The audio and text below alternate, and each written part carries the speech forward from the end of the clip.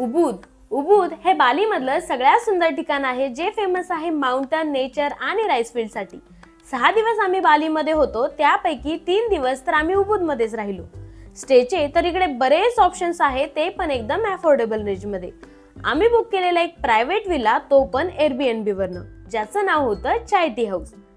यामध्ये आम्हाला 2 bedroom, spacious kitchen, swimming पूल, dining area अशा सगळ्या अमेनिटीज होत्या। किचन मध्ये तर युटेन्सिल्स पासून फ्रीज पर्यंत सगळं अवेलेबल होतं। ब्रेकफास्ट त्यांच्याकडनंच होता, ज्याच्यामध्ये फ्रूट्स, ऑमलेट्स आणि पॅनकेक दिलं गेलेलं। तुम्हाला जर इकडे काही बनवायचं असेल ते देखील तुम्ही बनवू शकता। व्ह्यू तर एकदम जबरदस्त होता। फर्स्ट डे ला आम्ही आराम केला, या स्पेशियस स्विमिंग पूल मध्ये स्विमिंग केली आणि चिल केलं।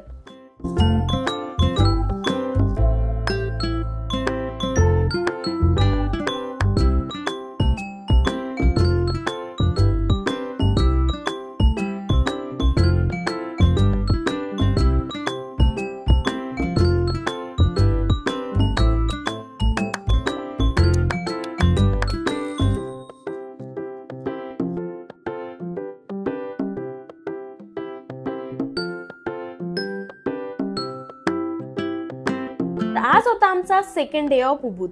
3 ते 4 ऍक्टिव्हिटीज आम्ही प्लॅन केलेल्या। तर सकाळी मस्त ब्रेकफास्ट करून आम्ही निघालेलो होतो पहिल्या ऍक्टिव्हिटीला। तर आम्ही आज चाललेलो होतो मंकी फॉरेस्टला, ज्याचा फुल व्हिडिओ मी युट्यूबला अपलोड केलेला आहे, तुम्ही तिकडे जाऊन बघू शकता। तर ही प्लेस टोटली वर्थ आहे। 429 रुपीज पर पर्सन असे त्याचे चार्जेस आहे। इकडे तुम्ही मिनिमम 2 ते 3 तास स्पेंड करू शकता।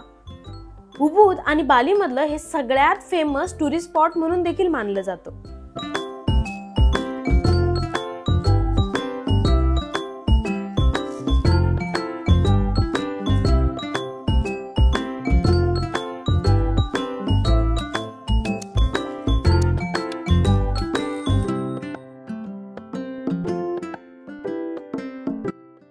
फॉरेस्ट बघून झालेलं होतं। आता लंचच्या शोधात निघालो तर आम्हाला रस्त्यातच एक मंदिर दिसलं, ज्याचं कोरीव काम आणि आर्किटेक्चर बाहेरनच खूप सुंदर दिसत होतं।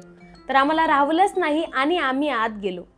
आम्ही इकडे अर्धा ते पाऊण तास स्पेंड केला, कारण याच्या प्रत्येक दरवाजावर किंवा वॉलवर अतिशय बारीक असं कोरीव काम केलेलं होतं।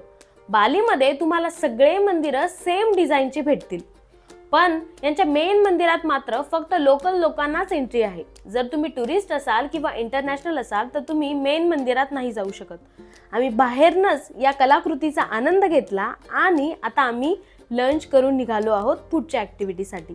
लंच साठी देखील तुम्हाला इकडे बरेच ऑप्शन्स भेटतील। तुम्ही व्हेज, नॉन व्हेज किंवा विगन असाल तरी तुम्हाला इकडे व्हरायटीज ऑफ कॅफे आणि रेस्टॉरंट बघायला भेटतील। आता आपण आलेलो होतो आलास रूम, जे उबूद मधलं खूप फेमस स्पॉट आहे। यांची एंट्री फी होती 50,000 IDR म्हणजे 260 रुपीज पर पर्सन। आल्यावरच आम्ही लुवाक कॉफी कशी बनते याची प्रोसिजर समजून घेतली। यांच्याकडे सगळ्या ऍक्टिव्हिटीज आहे, इन्क्लुडिंग बाली स्विंग, स्विमिंग पूल, स्काय बाईक, राईस टेरेस आणि इथला प्रत्येक कॉर्नर खूप जास्त फोटोजेनिक आहे। इकडे तुम्ही आले तर तुमचा पूर्ण दिवस देखील स्पेंड करू शकता।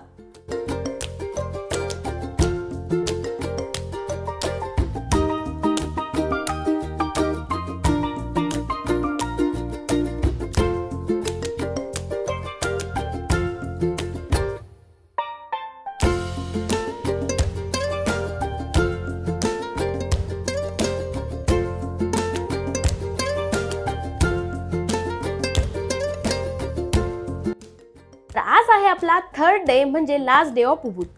सकाळी उठून ब्रेकफास्ट करून आम्ही निघालो फर्स्ट ऍक्टिव्हिटीला म्हणजे रिव्हर राफ्टिंगला। इकडे तुम्हाला रिव्हर राफ्टिंगला 3 ते 4 तास लागतात। तुम्ही कुठल्या पण एजन्सी थ्रू बुक करू शकता, फक्त तुम्हाला थोडी बार्गेनिंग करावी लागेल। आम्ही रिव्हर राफ्टिंग करताना कुठलेच फोटो किंवा व्हिडिओ काढले नाही, कारण मोबाईल खराब होण्याची शक्यता असते। तुम्ही ATV राईड देखील इकडे करू शकता। इव्हिनिंगला आम्ही गेलेलो होतो लोकल मार्केटमध्ये, जिकडे तुम्हाला गिफ्ट्स आणि सुवेनियरचे भरपूर ऑप्शन्स भेटतील। इकडे तुम्हाला छान असं हँडमेड गिफ्ट्स देखील भेटतील, फक्त तुम्हाला थोडी बार्गेनिंग करावी लागेल। तसं उबूद मध्ये सगळं एकदम अफोर्डेबल रेंज मध्ये होतं आणि 3 दिवस तर आम्हाला इकडे राहायला जाम भारी वाटलं। तर आजचा व्लॉग इथे संपतो आहे। जर तुम्हाला हा व्हिडिओ आवडला तर लाईक करा। काही सजेशन्स किंवा क्वेश्चन्स असतील तर ते मला कमेंट मध्ये कळवा। भेटूया आपण नेक्स्ट व्लॉग मध्ये, तोपर्यंत बाय बाय।